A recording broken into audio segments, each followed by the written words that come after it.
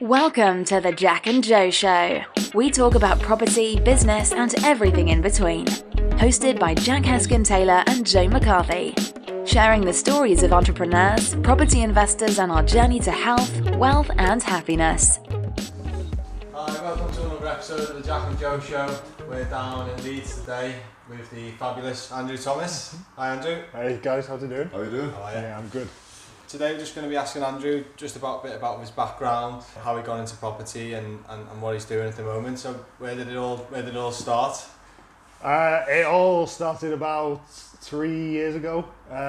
We both, Mary and I, were partner, both quit our jobs, went travelling. That just changed everything really, changed all our mentalities and what we should be doing. So that's where it all came about. Kind of once we'd finished travelling for a year, it was very hard to go back to a full-time job. And it still is hard. Being in a full-time job, so the aim is to get out as soon as possible. Yeah, so kind of freedom that you kind of had a flavour for there with the travelling. Yeah, completely. So I was like very career driven. I was like, I wanted my own architecture practice and things like that. And then that's all gone out the window now completely. We went off travelling, and within a week of being on the road, met this 22-year-old Canadian kid who'd ran a business on his laptop, never had a real job, just travelled the world running this business. And you're just thinking, nice. Hang on, right? Where's it? When no one ever told me anything like this before. So yeah, just instantly, just changed our mindsets completely. We've always loved travelling. That's all. We saved all our money from our job every year, and it was all towards going on travelling. We didn't take a day off work unless we were going abroad somewhere. That was what it was all around. So that's what inspired the big trip. And then to understand that, hang on, actually, this can be. With a passive income, this can just become almost a permanent thing.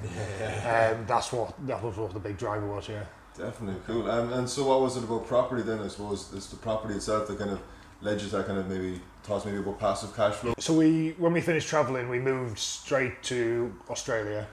When we landed in Australia, we were obviously kind of come up with this new idea now, and we were looking at all sorts of different businesses, things on Amazon, selling multivitamins, some of those old pyramid schemes and things like that. We were looking at all these different options. Drop shipping and all the rest. Yeah, exactly.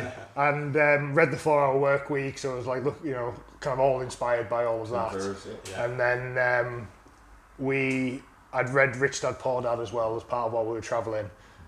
We'd just got to Australia, saw this advert for a kind of free property seminar in Australia. And it just background in architecture. We just both saw it and was like, that's the answer. You know what I mean? It just makes complete sense with our background to go into property.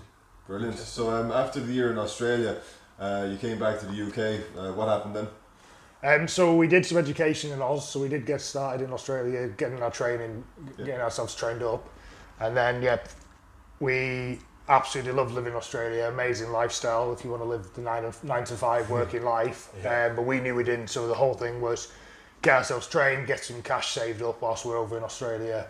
And then we came back and set ourselves up straight away and ploughed head first into property. Did you look at anything like that? Did you look at property in Australia? Did you explore any of them options? So if you go on a property course in Australia, they tell you to either go and invest in New Zealand or invest in the UK. So we were on this course. We'd been in Australia for literally a month, and we were on this course, and we was like, we're from the UK, and they were like, okay, move back home, invest in property. We're like, we've only just got here. we don't want to move back home. So we stuck it out a bit longer, and then we came back. So no, they don't.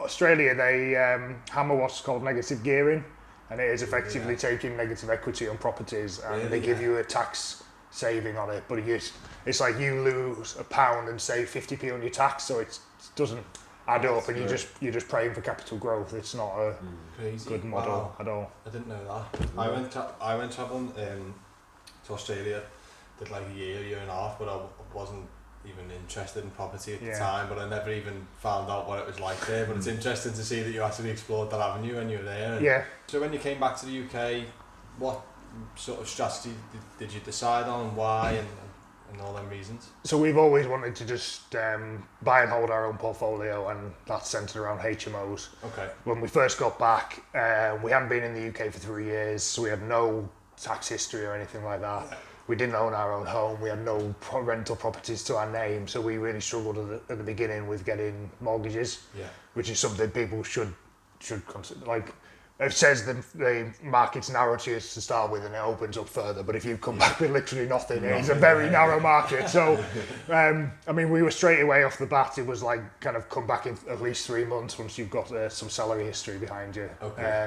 So that pushed us off down looking at other avenues. We went down the rent to SA route to start with. But now with the mortgage market's opening up to us, so we've moved back to buying HMOs, which is what was always the strategy. Okay, so how are you doing that? You got full-time wage coming in, you got a couple of months statements and stuff like that, what do you need? Yeah, so it's all all the mortgages are basically, we buy through a company, but everything's basically personally guaranteed off salaries. Okay. Is that you and your partner, or just? Yeah, it's both of us.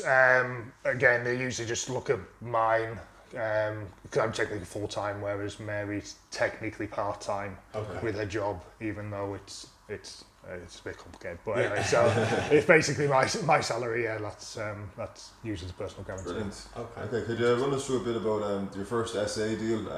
What kind of things you went to get through it? Like, what kind of struggles you had to go through to get that first deal? There's plenty of struggles. So we everything we do is centred around Leeds. HMOs are in some of the surrounding towns as well, but the SAs are in Leeds as well. Leeds is a very difficult market, and I'm sure other people think that there's difficult markets around as well, but Leeds is mainly apartments. There's not many houses that bleed into the city centre, and 95% of the head leases don't allow service accommodation. Really, So you've got to be very shrewd to find the ones that actually allow it, or kind of go down an alternative route of getting in with a developer when a building is actually built or converted into apartments.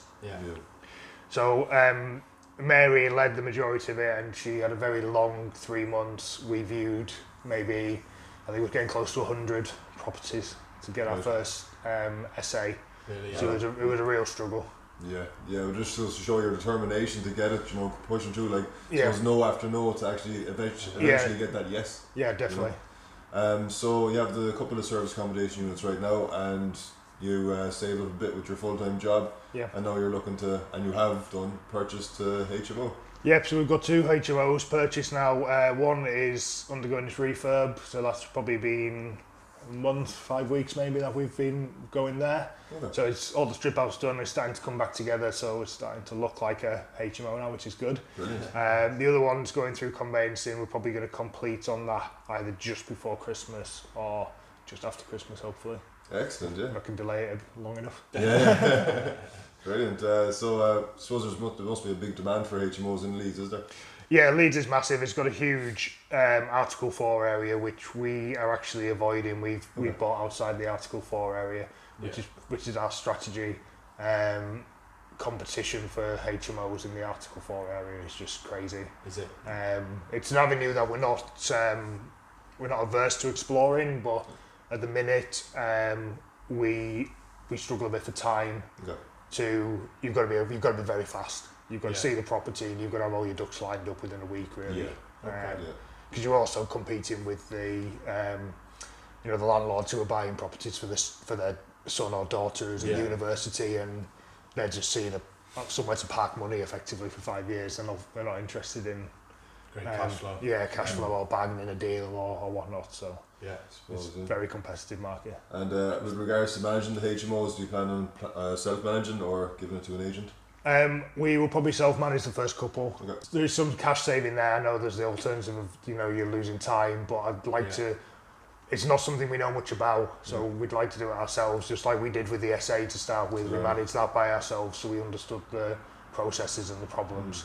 The SA now is pretty much systemised. It's lockbox on it, cleaner goes. We literally I personally haven't stepped in that apartment for probably 2 months, and I reckon Mary's probably not been for a month.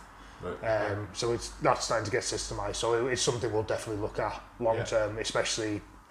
Like I said, we're doing all of this because we want to travel the world. So we need people who are going to manage things for us. So the SA is fully systemised. What's the profit like on it, if you don't mind me asking? You know, a lot of people sell the dream of serviced accommodation, fully hands off. You make £1,000 a month. Profits net. We're definitely not making £1,000 a month.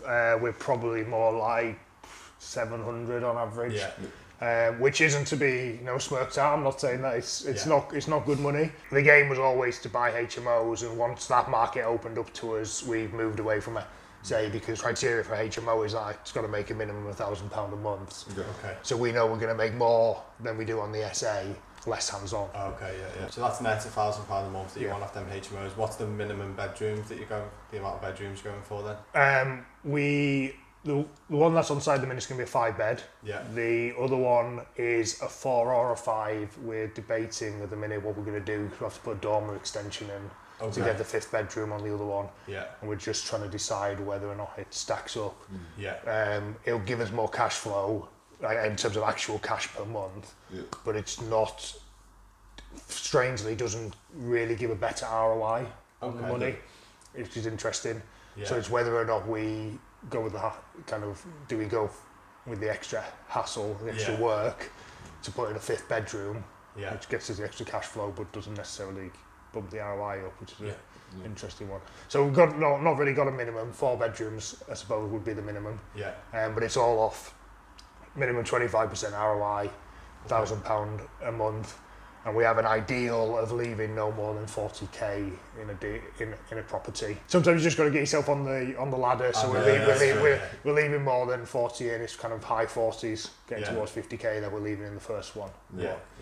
You got to start somewhere, right? You've got to start somewhere. First deal's always going to be your worst. That's what everyone says. So you can only get better than that. Some people spend so long looking for that great deal, and before they know it, 12 months has gone by. And exactly. If you just took the first deal that you'd been offered, you might have made between 5 and 10k after the first 12 months. The option between the 4 and the 5 bed, 5 bedroom it needs a license, 4 bedroom it doesn't. Yeah, that's right. Obviously a lot less time invested. Would it still be meeting HMO regulations with the 4 bed as well? Is like everything still high spec and the same? Yeah, so we want to produce high-end HMOs. We're always meeting the minimum area requirements regardless of whether or not someone's actually going to come and check us for a license or whatnot. If it's not all en suite, it's a bathroom per person. So the 5 bed has got 4 en suites and 1 off suite. One in the second one that we're doing, that again is either way. If it's a 4 or 5 bed, it's going to be all en suites. Nice. So it is high. It is high end, and yes, there's some time saving in terms of getting a license, but where we are, we're not in the Article 4 area, so there's not going to be any problems with us getting a license. Yeah, no issue. Okay, so it makes sense to go for the 5 if you're putting that investment in. Yeah, exactly. Okay.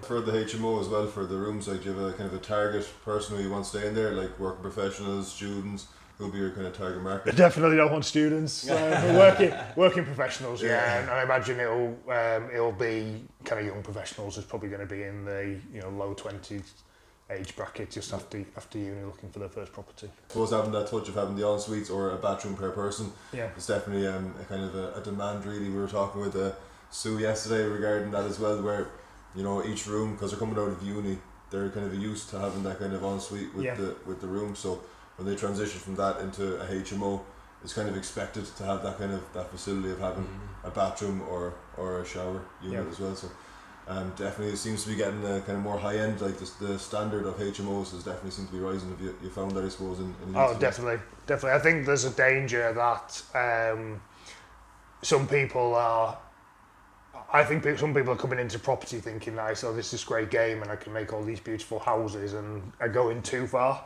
and putting too much into them.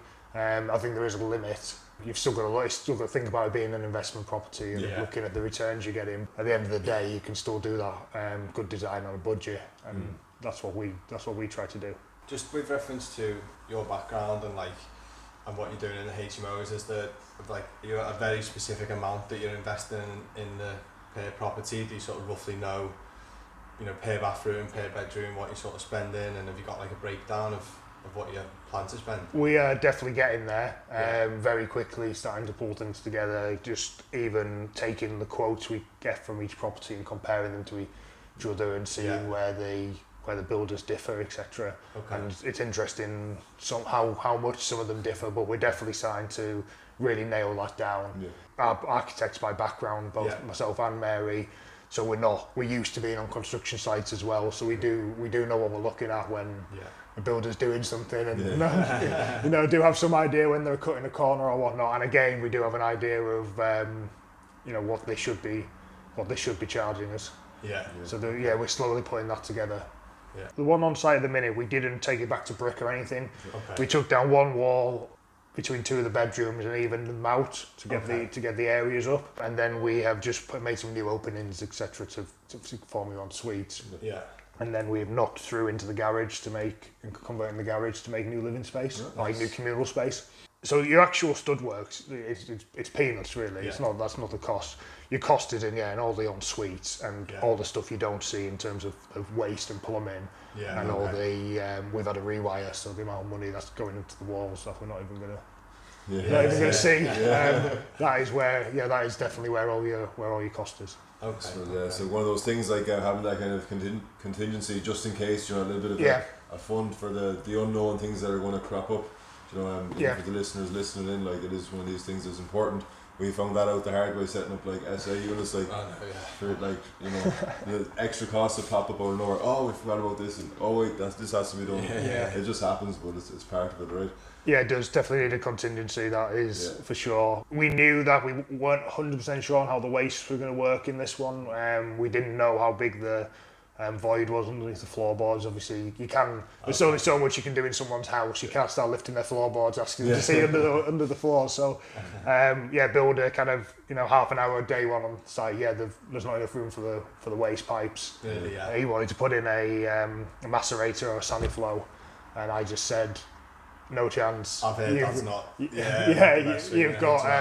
I said, forget about the costs. You've just come up with another solution. Gave him 3 days to stew on it, and he's come up with another answer, and it's going to cost us maybe 200 quid more than we factored in. So it's nothing. But don't be averse to push back on your builder and make them stew for a bit to come up with some other option. So for anyone that doesn't know, could you explain what saniflow is? I've been told by a builder before, but I'm not very experienced in that area. So saniflow, it's like a little kind of box / machine that kind of attaches typically onto the back of your toilet. And it's when you can't get enough gravity falls for the waste to get away. And what that does is kind of, when it fills, a motor starts up and it pushes and drives the waste down the pipe. But it's noisy, which is why it's not good for HMOs or properties you're letting, because it's only going to drive your tenants mad. And it's effectively a piece of machinery, so it's gonna break at some point, or it's going to need to be maintained. And so there's not just the cost of it, which isn't that much. It's only, I think, about 250 quid. They're not that expensive, as long as you don't need one for every bathroom. But the maintenance, it's the ongoing maintenance of them as well that you've got to think about. And I think the one builder that told me about it said that they get blocked quite easy as well if people are putting stuff down the toilets. He said it can be a nightmare. He's put them in properties before, and every other month he's out there fixing it or replacing it or trying to unblock it. So that was probably not a good move, is it? No, avoid them at all costs. I suppose again about future planning, for the long term, do you really want that problem to crop up in a few years' time? Like, oh, it's broken, and send it around the maintenance guy. Exactly, and your tenants are, especially we're quite, in this instance, we're quite lucky that we have got an off suite. So if something does go wrong with a tenant's bathroom, we'd have to agree with the tenant who uses the off suite, but there is a bathroom that the other tenants can get into without having to go through someone's bedroom. That makes sense. But it's a problem if it breaks. If it's all en suites and it breaks and there's nowhere for them to, bathroom for them to use anymore, then you've got a problem. I've never actually thought of that, have you? That's quite a good idea, actually. I've never even thought of that. So plan B, essentially, if there's any plumbing issues in the en-suites. It's a similar thing as well with showers. Try and get at least one electric shower in your property. Because then as well, if something goes with your boiler breaks, there's still a shower so you can have that for someone to use. Separate bathroom with an electric shower in there, for example. Exactly. Really good idea, that. Definitely. Safe proof on these kind of issues. Like, if they do crop up, they mightn't ever, but like, at least if they do, it's like a plan B, really. It's good like that. And, especially if you're in Australia. Getting that phone call. So the HMOs, do you plan on like solely sticking to Leeds? No, we look around Leeds, so Leeds and then the kind of surrounding commuter towns, which Wakefield, Halifax. I call Bradford a commuter town, but I think people from Bradford might claim that they're a bit more than just a commuter town for Leeds. But yeah, we do look around the surrounding areas. I mean, the place we've got in Leeds, it's not really Leeds, it's Leeds kind of postcode, but it's just off a local train station. That's about 6 minutes into the city centre. So okay, yeah, good commuter routes and all that. Exactly. And is that something you'd look for, like when you're looking to purchase your HMOs? What would you look for, like in the surrounding areas, to make it kind of viable as a HMO? We have kind of quarter-mile search radiuses around like key things, and they're like train stations, hospitals, kind of lit. So again, the one we've got, we're like 30 seconds from the train station, but then there's also a shopping centre next to the train station. So if it's got kind of like its own little kind of town centre hub like that, if the train station wasn't there, we still would have probably looked at that as a viable area, because it's got its own little community. Interesting. So coffee shops, restaurants and things like that. Don't have to go out very far for that sort of stuff. No, the bus routes, there's a really good bus connection as well from there, so again, even if the train wasn't there, the bus would be sufficient into town, and like I said, it's got its own little town centre, so people aren't dependent on getting into the city. Yeah, and you're finding them deals on your own? Have you looked at using a sourcer, or anyone helped you along the way? We've got no aversion to a sourcer. We looked at sources when we were doing SAs. We just didn't get very good deals offered to us, and we wouldn't be averse to using a sourcer on the HMOs. But at the minute, we're just picking everything up ourselves off Rightmove. Nothing that fancy. We've tried some DTV in the past. We didn't get any leads off it. We are actually going to be hiring a VA this weekend. We were doing the interviews. We did the interviews last week, and so that's something that we might pick back up again now. That's something they can coordinate for us. Nice. Direct to them. Direct to them. Okay, nice. When you're looking, are you strictly looking on Rightmove, or do you use? We've heard of people using like Spare Room and Open Rent to try and contact landlords who've already got HMOs and stuff in certain areas. Is there any sort of any tips you've got like that for anyone else looking? We've used the HMO register before to try and find landlords. Tired landlords. We have seen a property before that we found through Gumtree. That we didn't progress with it. The guy wanted obviously an amount of money when we eventually got there. We've not tried Spare Room or anything, but then we've used SA. From the SA point of view, we had quite a few viewings off Open Rent. Open Rent, that's what we found. First one? First one, direct to landlord, viewed the property, and she was happy to go with us. So with the VA as well, how do you go about employing them? Did you use was it online jobs.ph is one of them? And we used the one called the Freedom Geek. Freedom Geek, okay. And they basically find you all the candidates and do all the initial interviews. They narrow it down to 3 people, and then that's when you basically step in. You do the interview on the last 3 candidates. Right. Okay. What things are you kind of looking out for then? What kind of things are you looking to assess when you're dealing with these potential candidates? So the jobs I was going to be doing, it's the kind of last step really of systemising our SA properties, is guest communication, chasing guests who haven't filled in their terms and condition forms, etc. And then the other side of it is going to be like scraping Rightmove for properties and doing research type work for us. They're the 2 big things we've been looking for. Good communication. That's kind of written English mainly, because that's how they'll be communicating. That interest in sitting and scraping data on a computer, because it's not everyone's cup of tea. Yeah, it's quite time consuming, isn't it? How much did that? So what was the website called that you used? The Freedom Geek. And what was the cost?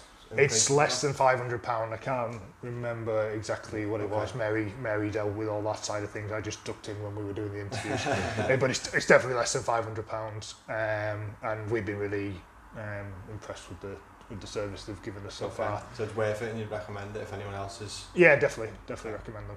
Okay, that's good. It saved us a lot of time. Like, it's one of those things where you could go off and you could put an ad on online jobs or Fiverr.com or whatever. You can put your own adverts on, but you've got to do your own sifting. You've got to all that lot. For the people getting bombarded with requests and applications, like 200 plus applications, and then having to filter out all that, and that can be quite time consuming, to say the least. One of the big things that Freedom Geek give you as well is the candidates have to do like a personality test. a disc profile. Yeah. And that helps as well because you get, it's like the ones who want to be leaders and creatives, but then you get the ones that want to be, that are happy doing kind of solo, head down type of work and like speaking to people and stuff like that. So you can see just from that graph, okay, this person enjoys speaking to, is in the category of, well, enjoy speaking to people or enjoyed kind of doing solo, self-managed research work type thing, which really helps to narrow them down. Interesting. Or we've been advised, that we avoid the ones that might come across all confident, but they're the ones that want to tell you.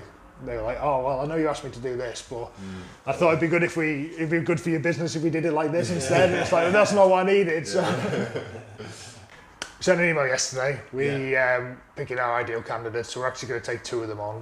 One that we see being ideal for that kind of essay, guest management and communication, and one that we see being ideal for the research type stuff. He's already got a background working as a VA for another property company, so we're hoping that's going to save us some time on training, and he'll be able to just get straight in there. Whether we keep both of them, we'll see. But I had an email this morning that I need to go back on. Hopefully they'll be on board as soon as possible. Really. Nice. So if anyone listening or watching, how much does that sort of thing cost? Have you got is it a monthly price or an hourly rate depending on how much you need them? It's an hourly rate of £2 an hour, which sounds like slave labour, but that is a very well paid job for people in the Philippines. One of the candidates was a financial advisor in his day job, and he wants to come and be a VA because it's a better paid job. Wow. So when you think about it like that, that's unbelievable, isn't it? Yeah. Wow. Crazy that. How many hours a week have you sort of give them an estimate on how much you're going to need them? To start with, it's probably only going to be about 10 hours a week. Okay. They definitely won't be full time, but as we continue to grow, it's obviously going to get bigger. Once our HMO start getting rented out, well, then there's more tenant liaison to do. There's all the referencing, checking of tenants, etc. It's just going to keep building up. Yeah. And we can always fill that time with personal research for us as well. When I need something buying on Amazon or something. Well, I mean, this is it. When you have your VA with you from the start, and as you grow, they kind of can grow with you at the same time. Definitely. It seems like that's something we're actually looking into at the moment. We've been tossing about the idea of bringing on a VA. But I think even just hearing that now, you can bring them on for even just 10 hours a week like that. What's that? 20 quid. Yeah. And exactly. I was always like, well, we don't need it yet. We haven't got that much workload. Thinking that we're going to have to commit to £200-300 a month, but we're obviously not, are we? So that's probably something in my head that I should probably get out of my head. I think it's definitely worth doing early because it then forces you every step of the way to kind of write a manual or a step-by-step process, to give to a VA, as opposed to, say it's 6 months or a year down the line, we need a VA, and you've got to go try and figure out everything you do and how you do it. Yeah. And could you run us through that process a bit? So say, for example, Rightmove, would you do a screen video capture of you searching Rightmove and scraping that data? Is that something you do? Yeah, so we'll just use Zoom or GoToMeeting or something, and we'll just record it as we're talking them through the process live on a camera, and then that can just be saved then as something that they can reference. If we might back it up with a written manual to go with it if needed, but we'll just see how they're getting on and how they prefer to learn. They might prefer to learn off written work than visual work, but we'll see. Okay, sound. There's just 2 subjects that I wanted to touch on, because me and Joe have been looking at 3-bed houses into 4-bed mini-mos. We've looked at the bigger properties and stuff, but one of the things that we were really concerned about was the whole commercial valuation side of the HMO. Yeah. How have you found that, and what research have you done and based your figures on, really? So we don't even dream of getting a commercial valuation unless there's at least 6 beds. Okay. And even that's a slightly grey area. I'd say it's got definitely 7. Once you go into a sui generis planning condition, then you definitely get a commercial. 6, it's a bit debatable off different lenders. Okay. So we try and base everything off bricks and mortar. Nice. Again, there is lenders that will do you what's known as a hybrid valuation, where they'll give you the bricks and mortar plus a bit more based on how much refurb you've done. And that's not we did 100k of refurb, so give us another 100k. There's they're still going to be kind of reasonable about it, but they'll give you that bit extra because they appreciate that you've done a lot of work to turn into a HMO. Yeah. Shawbrook's one of the main ones that everyone seems to know about that do that. Okay. There is some other lenders, but again, it comes down to what's available to you on the market. Yeah. So at the minute we're dealing with lenders that will only do bricks and mortar valuations for us, and we're only doing 5 beds at most anyway, so we wouldn't expect full commercial. Okay, because when me and Joe were like toying around with it, I don't know why we had in our head, but we were looking to just do 4-bed HMOs and less, so we didn't need the license. We could still meet regulations, but we wouldn't need a license. And we were like I was under the impression that sort of 5 and above people were going for commercial valuations. So we sort of sat down and spoke about it, that we just wanted to do bricks and mortar, because we felt that people were over leveraged, and if the market tanks and you've got that amount outstanding, and 150 outstanding, and it's only worth 140. Definitely. So if you did a 5 or a 6 bed, you can still get the bricks and mortar valuation. Yeah. Okay. Oh yeah, completely. Okay. The one I mentioned to you off camera before that went to view a property yesterday, which is a fantastic opportunity. Yeah. And I was running the numbers on it last night, and we could easily go down a bricks and mortar or a commercial valuation on that one, because it'd be a 6 bed. Okay. And at the minute, I would actually, if it stacks up completely fine with the bricks and mortar valuation, and that's exactly what you'd said. I'd be more inclined to go that way, because we don't want to be over leveraging ourselves at all. If we went down a commercial valuation route, we'd probably be a no money down deal, and we might even pull out 10 or 15k. Nice, yeah. But it's a cost and a risk that I don't feel is necessary. With that commercial valuation, would you pay a higher interest rate as well? I don't think the interest rate would be higher, but obviously all the extra debt. We pay a higher mortgage and things like that. Yeah. The lender we've spoken to our broker about is effectively like a bridging loan to start with, until the works are done and you get it on the mortgage. Okay, so is it similar to bridge to let? I've heard someone mention that type of product. Yeah, it is a bit like that. Yeah. Obviously, me and Joe haven't done any specific HMO deals or financing or anything like that. Is there any advice that you'd give to someone that if you were going to start looking at certain types of lenders or brokers, or how to structure the deal? I'd just make sure you get yourself a good broker who knows the market. When we first came back, we rang the first broker up, and he was like, "I can't help you. I've been in the UK for 3 years. Blah blah blah." Literally, phone down. Then the next one, he was like, "Oh yeah, I might be able to help you," and then rang us back later. And every step, they tried to help us a bit more, and then we've kept coming back with no's. And eventually, we got a broker, and he managed to find us someone who'd lend with us on there were some conditions to it. So, and we're sticking with him. He's been great. He's every step he's like, "Oh, okay, now you're a bit further along. Actually, now this lender will come and lend to your stuff." And like I said, the market's slowly opening to us, and he's coming to us saying, "Oh, by the way, send me some info, and I might be able to get you another lender." So we've been really impressed with him. So find yourself a good broker who knows what they're talking about. Yeah. Kent Reliance, and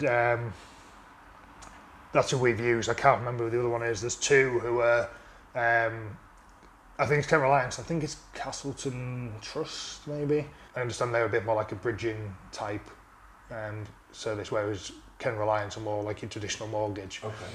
They're the ones that are quite the easier ones to get into when you're first starting out.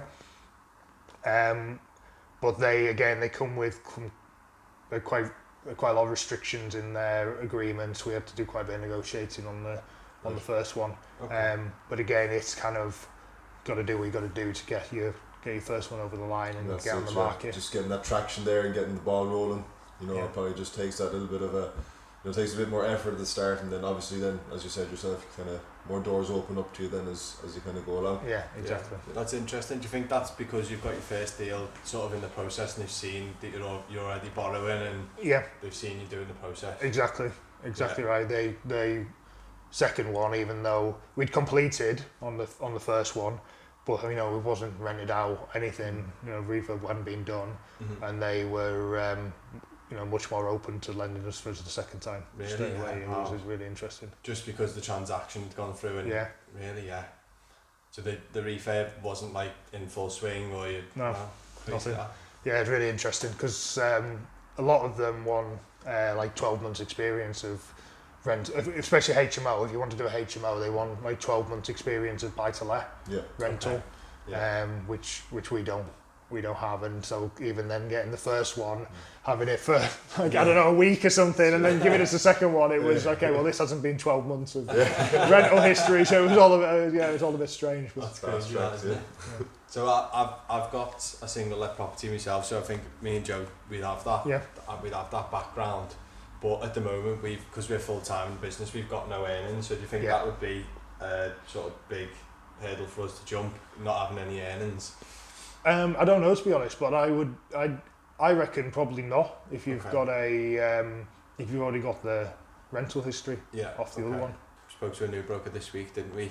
And then the broker that I've used for my properties, I spoke to her, and we're just trying to get the vibe off what lenders are going to lend to us. And you know, obviously we want to do it in a limited company, but because we haven't got any earnings, one broker's told us that we might be better off doing it personally. Right. I've just got another mortgage that's going through now, just personally in my name, but she explained that if it wasn't a limited company, I may struggle. Don't know how true that is, but we're just trying to explore all these avenues now to see what, you know, don't know if are we going to have to JV with somebody first who's got a big income, and they can sort of personally guarantee it.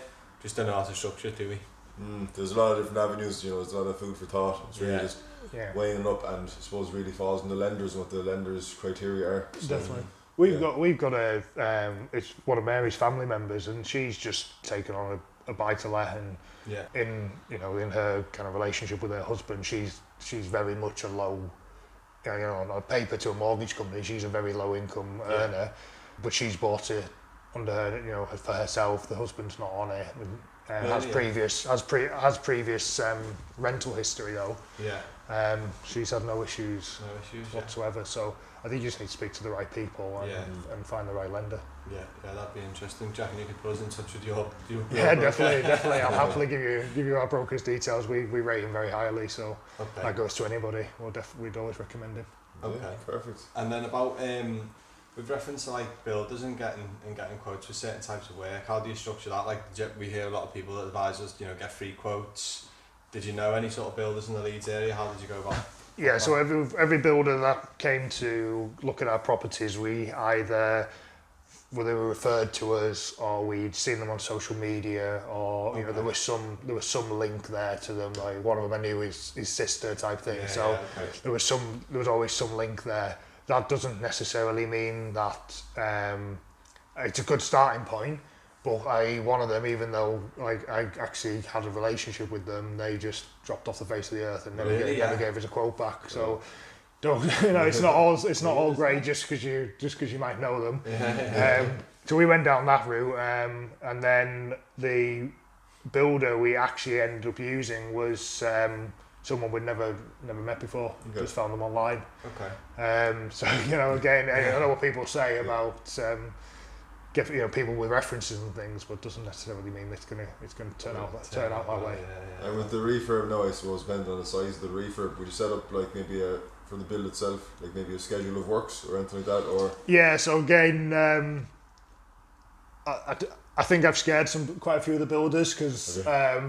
I don't know, I think there may be a lot of them used to coming in and having a homeowner who wants an extension put in on the back, and it's just like, I want it to be this big and like, you know, have some double doors and a window and, you know, can you do that type thing? Whereas I had a full set of drawings and the scope of works written up. So on one hand I think I scared them, on the other hand I think some of them liked it because they can just tick off whilst they're doing the costing. Well, I need 5 door frames and blah blah blah, etc. So I went quite, you know, architect background, just went quite heavy and did a full set of drawings for them. Interesting. So a little bit of a plug, but you know, just in case there's any investors listening or anyone that may be interested in working with you, have you got any other projects going on at the moment or anything coming up? Yeah, so the one that's going through conveyancing at the minute, that's there's an opportunity there for an investor to get involved with the refurb. And then we've got kind of 2 or 3 in the pipeline that we'd like to get get on with if investors are interested to come and speaking to us. Nice. Sounds like you've got a lot in the pipeline ready to go. Yeah, exactly. And they're all HMOs. They're all in Leeds or the surrounding areas, kind of 4 or 5 beds. That's great. So yeah, anyone wants to come get involved? Yeah. Get in touch. 100%. So where can people find you? Where can they reach out to find you?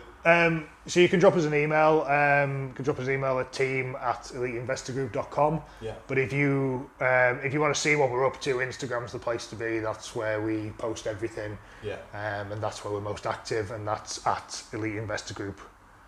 Perfect. Okay, that's great. Excellent. That's been really good, really helpful. Thanks for answering our questions. Thanks for your time. Yeah, thanks very much. Perfect. Cheers, guys. Cheers. We talk about property, business, and everything in between. Hosted by Jack Heskin-Taylor and Joe McCarthy. Sharing the stories of entrepreneurs, property investors, and our journey to health, wealth, and happiness.